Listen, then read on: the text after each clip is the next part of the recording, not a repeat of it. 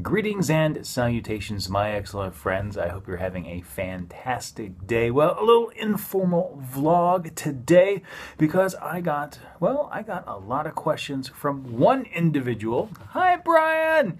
Anyway, Brian sent me a message to questions@chiranger.com asking about life in Korea and what it costs for a whole bunch of things, typical expenditures. So I thought, since many of you may have the same kind of questions if you're looking to come to Korea, it actually would be very helpful. And if you're interested in knowing what life is like here in Korea in terms of how much things cost, I would go through this pretty extensive list because it covers just about everything. Now, before I begin, I would like to say that there is great variation between, say, living in Seoul, living in Busan, living in the country, and living in a satellite city. So a lot of the prices I'm going to share with you are reflective of me living here in a satellite city about an hour south of the capital. So first off, how much does a week's worth of groceries cost for Joe and myself? And that's a little bit of a hard question to answer because I typically don't shop for groceries in a way that I would do at the in the United States. And what I mean by that is a loaf of bread is about 1,800 won, and just for comparison, 1,000 won is about $1. So about $1.80 for a loaf of bread. 30 eggs is around 5,000 won. What else do we have? Lunch meats.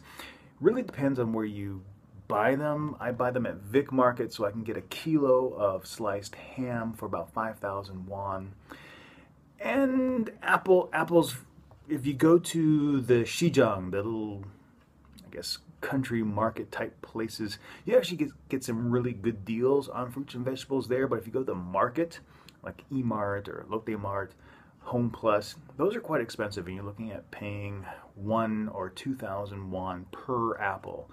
In some instances, a bunch of apples that would run you, a bunch of bananas that would run you 99 cents in the United States are sometimes 4,000 won here. So it just really depends. It's fairly expensive. When we go shopping, I want to say we probably spend 50 or 60,000 won per instance, and then we supplement that with trips to Vic Market or Costco for some other specialty items. So I really haven't found too many different things in terms of different costs between the United States and Korea. When I do go back to the United States, I try to look for comparisons, and they're about the same. Things here are sometimes a little bit more expensive, especially on quote-unquote imported Western items. Next up, how much does it cost to travel in Korea on public transportation? Right now, express buses, I think, are 21,000 won. For I think the first 10 kilometers. So from here to Seoul is about 2,600 won total.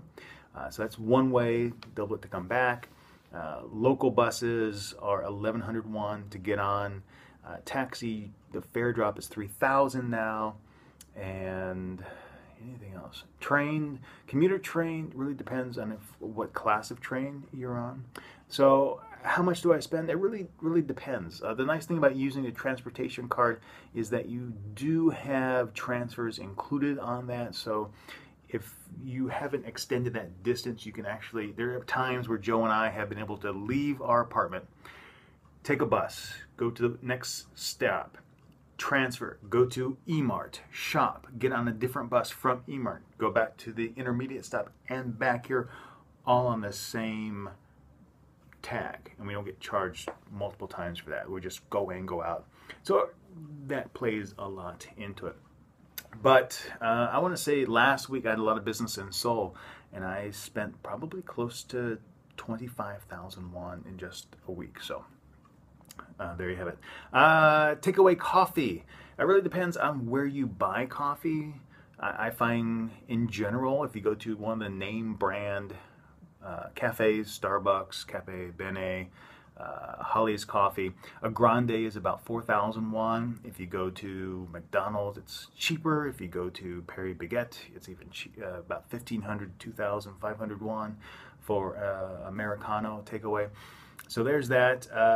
Bottle of Coke, 500 mils, currently is about 1,700 won. If you go to a convenience store, you can sometimes get them for maybe 1,000 or 1,200 won at a supermarket. Candy bar, it is anywhere between 1 and 2,000 won, depending on if it's a Korean bar or if it's, say, like a Snickers. And another snack, Kimbap. They used to be 700, but the average price now is 800 for a triangle Kimbap now. And they have a large size, which is 1,000. Want to have a beer in a pub? Well, that really depends what kind of beer you're asking for. So a typical beer 640 ml bottle is about, how much is it? I know a liter plastic is about 3,500 won. I forgot how much the glass bottles are. What you buy at a bar really depends on what you have. Here in Dongtan, a lot of the quote-unquote normal bars have disappeared, and we're left with the self-service bars. So cans or bottles of beers. And I think the low end of that is 2,500 for a bottle, and then all the way up to like 10,000 won for some of the greater imports. I know when Wabar was here, you could get 500 mils for about 5,000 won, I want to say, of their beer on tap. So it just really depends. How much would a 6-pack be? Take the price of one and multiply it times 6. They really don't give you a discount on that. Bottle of wine, I really wouldn't be able to tell you. I really never looked at wine, and yeah, I try to think. I mean, Vic Market has a nice wine selection, and so does E-Mart, but I've never bought wine there. Phone, that's something fairly interesting.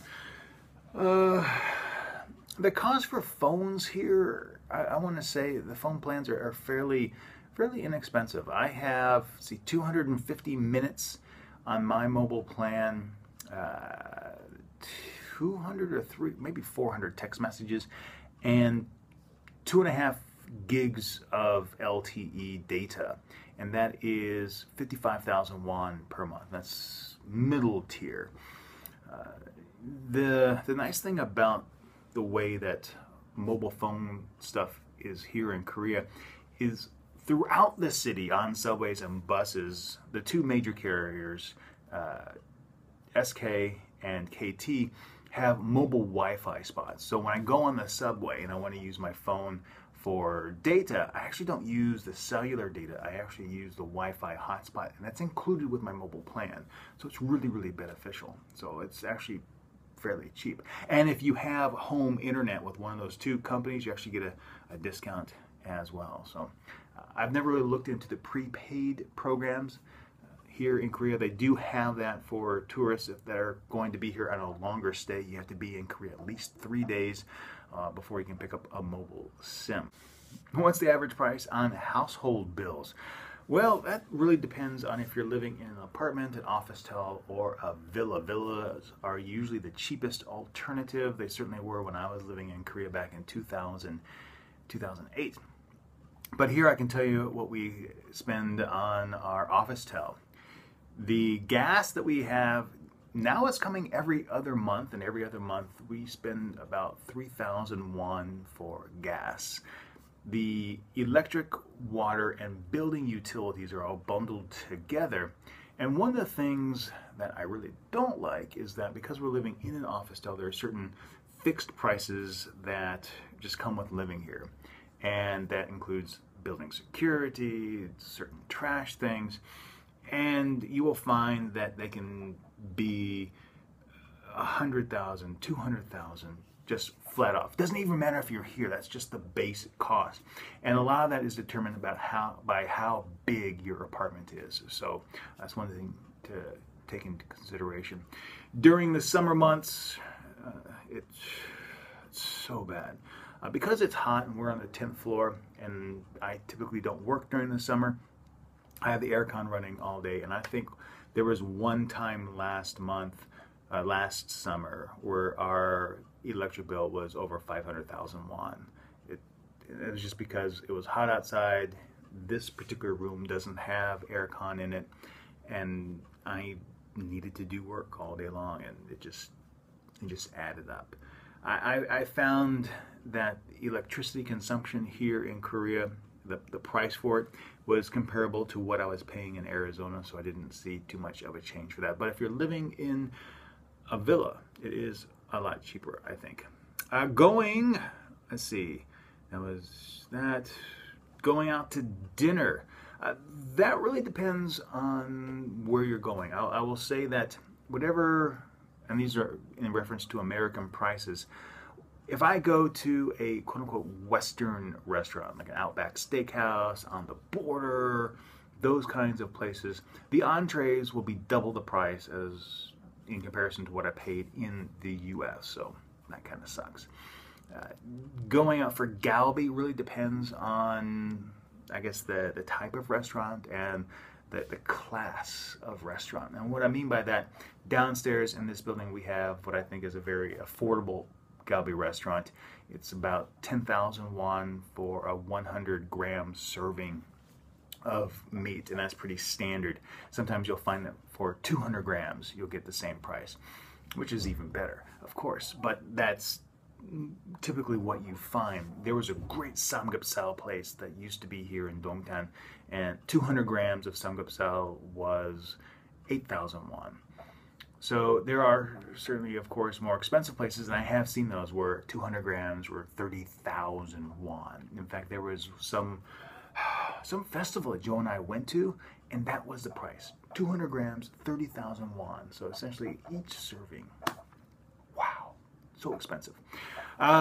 In contrast to that, there's also galbi buffets where it's 15,000 won per person and it's all you can eat. So depends on what you want to do.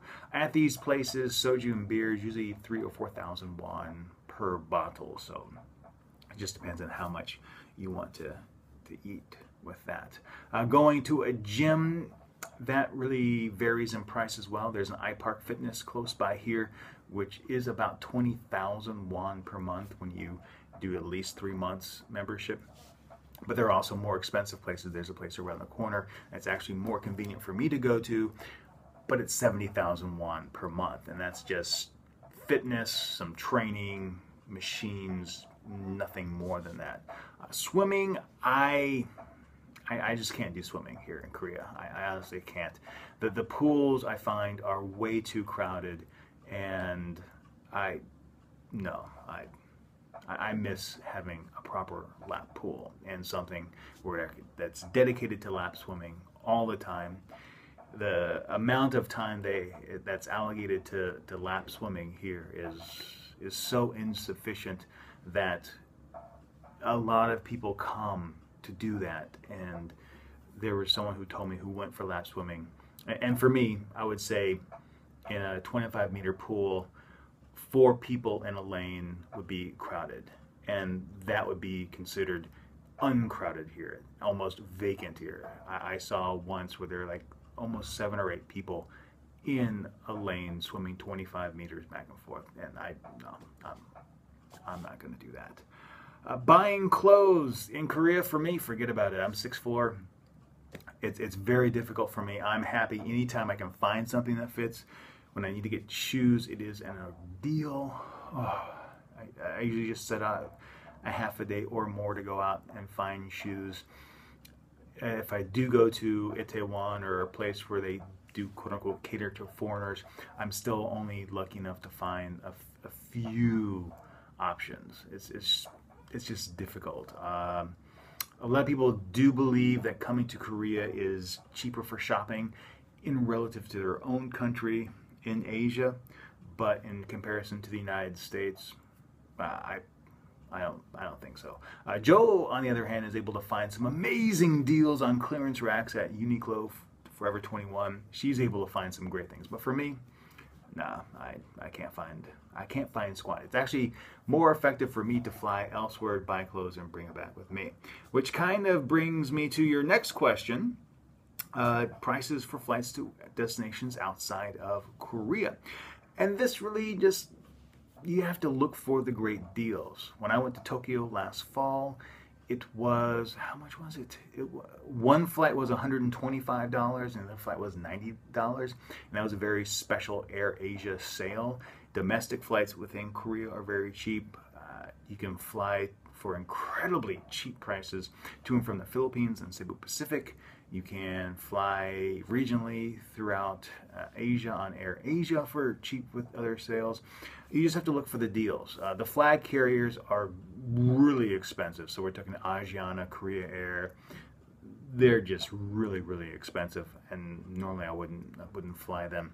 But if you're going to China, if you're going to Tokyo, if you're going to the Philippines, Thailand, Cambodia, you can find awesome deals. And even some of the Korean carriers like Jeju and what's the other one?